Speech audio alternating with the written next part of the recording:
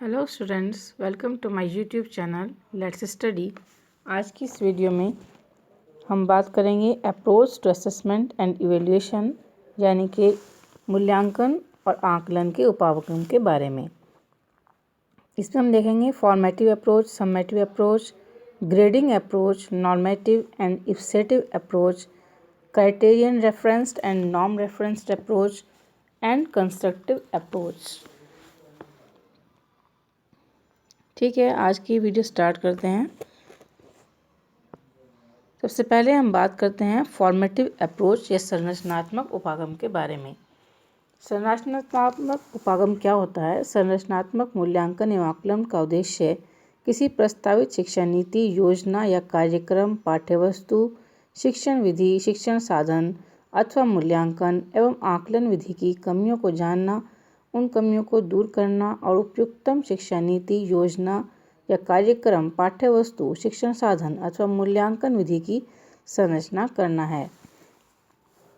जो संरचनात्मक उपागम है उसका उद्देश्य है कि जो प्रस्तावित शिक्षा नीति है, जो चली आ रही शिक्षा नीति है या योजनाएं हैं या कार्यक्रम हैं, पाठ्यवस्तु है, शिक्षण विधि है, शिक्षण साधन है, ठीक है, उनका मूल्यांकन और आकलन है। उन सब विधियों की कमियों को जानना। जो हम विधि अपना रहे हैं, जो शिक्षण विधि अपना रहे हैं, जो योजनाएं बनाते हैं ना, शिक्षा नीति है हमारी या कार्यक्रम है, उन सब में क्या कमी हैं उनको जानना और उन कमियों को दूर करना। कैसे करेंगे? समय समय पर मूल्यांकन करके उन सब का, और उपयुक्तम उसमें से जो सबसे अच्छी शिक्षा नीति हो, योजना या कार्यक्रम, पाठ्यवस्तु, शिक्षण साधन अथवा मूल्यांकन की विधि हो, उसकी संरचना करना। समय समय पर मूल्यांकन कर कर ये पता लगाना कि कौन सी विधि उपयुक्त है, कौन सी शिक्षण नीति उपयुक्त है, कौन सी योजना उपयुक्त है, जिसकी संरचना की जा सके, जिसको जारी रखा जा सके, जिसको क्रियान्वित किया जा सके। सम्मेटिव अप्रोच, फिर देखते हैं हम योगात्मक उपागम क्या है।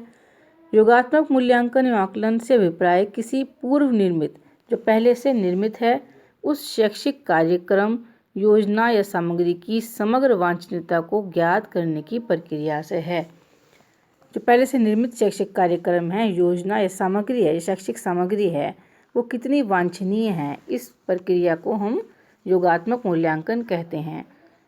योगात्मक मूल्यांकनकर्ता किसी शैक्षिक कार्यक्रम, योजना या सामग्री को स्वीकार करने या भविष्य में जारी रखने के संबंध में निर्णय लिया जा सके।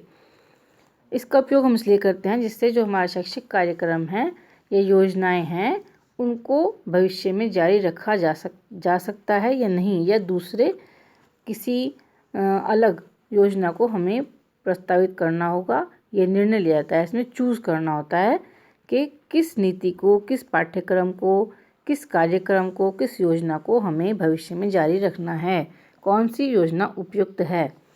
इस चुनाव को करते हैं योगात्मक उपागम में। एक और तरीके से हम इसको डिफाइन कर सकते हैं, जब कोई अध्यापक या अन्य कोई मूल्यांकन करता पाठ्यक्रम की समाप्ति पर या शैक्षिक कार्यक्रम के अंत में छात्रों की उपलब्धि का मूल्यांकन करता है, तो इस प्रकार के मूल्यांकन को योगात्मक मूल्यांकन कहा जाता है। योगात्मक मूल्यांकन वो होता है जिसमें, जैसे कि हमारे एनुअल एग्ज़ाम होते हैं, ठीक है, जब हमारा पाठ्यक्रम समाप्त हो जाता है, जो लास्ट में ये टॉपिक हमारा कंप्लीट हो जाता है, लास्ट में मूल्यांकन किया जाता है, ठीक है, टेस्ट लिया जाए या एग्ज़ाम लिए जाएँ या इंटरव्यू लिया जाए, लास्ट में जो लास्ट में होता है इवैल्यूएशन, उसको हम योगात्मक उपागम कहते हैं।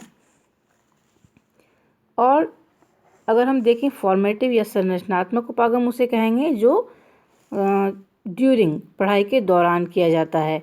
जब क्लास चल रही हो या टीचर पढ़ा रहा हो किसी टॉपिक को, जो बीच में वो क्वेश्चन पूछता है, ड्यूरिंग लर्निंग जो क्वेश्चनिंग होती है, जो क्वेश्चन पूछे जाते हैं, जो इवैल्यूएशन किया जाता है, उसको हम संरचनात्मक या फॉर्मेटिव अप्रोच कहते हैं।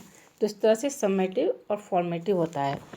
सम्मेटिव में हमारे एग्ज़ाम्स हाफ ईयरली भी हो सकते हैं, एनुअल, ठीक है, ये हमारे जो है वो सम्मेटिव अप्रोच है, सम्मेटिव कहलाएंगे, और सम्मेटिव इवैल्यूएशन कहलाएगा। संरचनात्मक उपागम या फॉर्मेटिव इवैल्यूएशन तब होगा जब हम बीच बीच में पढ़ाई के दौरान हमारा टेस्ट लिया जाए या क्वेश्चनिंग की जाए, ठीक है, उसको कहेंगे हम फॉर्मेटिव अप्रोच।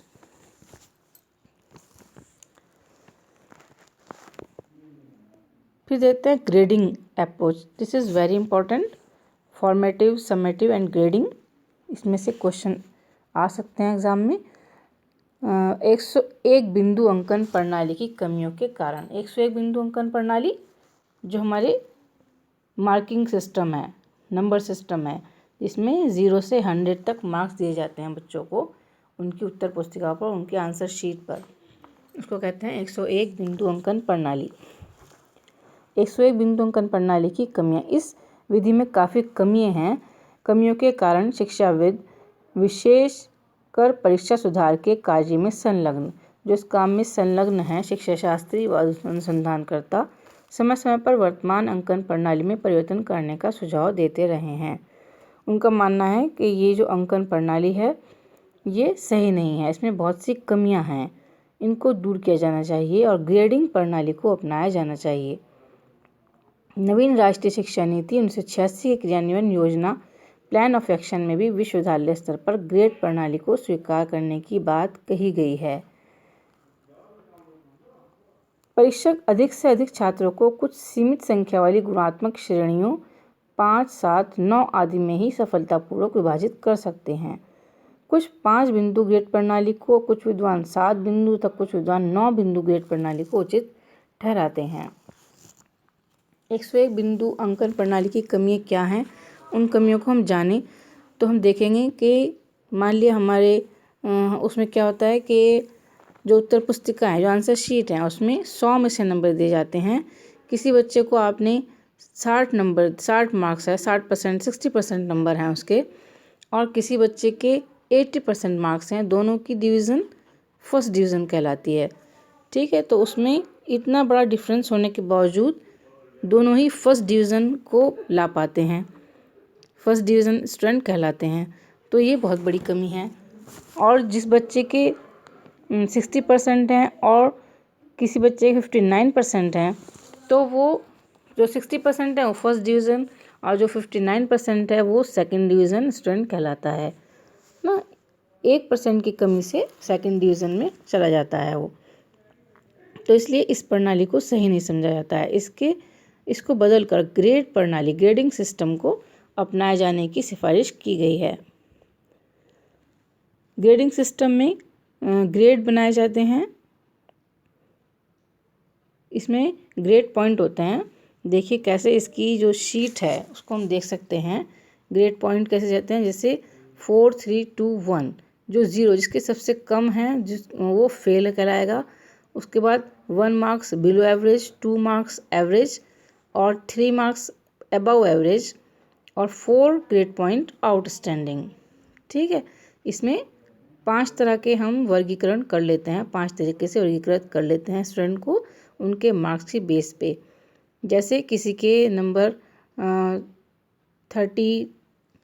30 मार्क्स हैं ना, तो वो फेल, और जो 33 से 40 तक है वो बिलो एवरेज, जो 40 से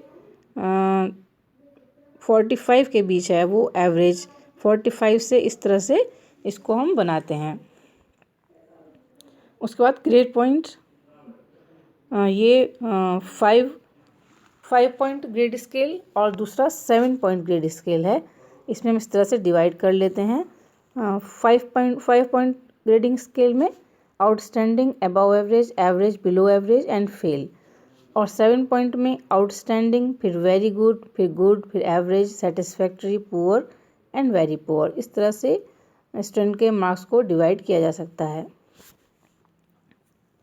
ग्रेडिंग में ये ग्रेड उनको दिए जाते हैं जिससे कि उनकी मार्किंग सही हो सके, उनको सही तरह से डील किया जा सके। ठीक है, तो ये बहुत ही इम्पोर्टेंट है ग्रेडिंग अप्रोच, जो एग्ज़ाम में अक्सर पूछी जाती है। इसके साथ साथ समेटिव एंड फॉर्मेटिव भी। इसमें हम जो आपका बचता है normative and ipsative approach, criterion reference and norm reference approach, इनको पार्ट 2 में देखेंगे नेक्स्ट वीडियो में। आज के लिए इतना ही। आपको हमारी वीडियो पसंद आए तो इसको लाइक और शेयर करना ना भूलें। Thank you very much.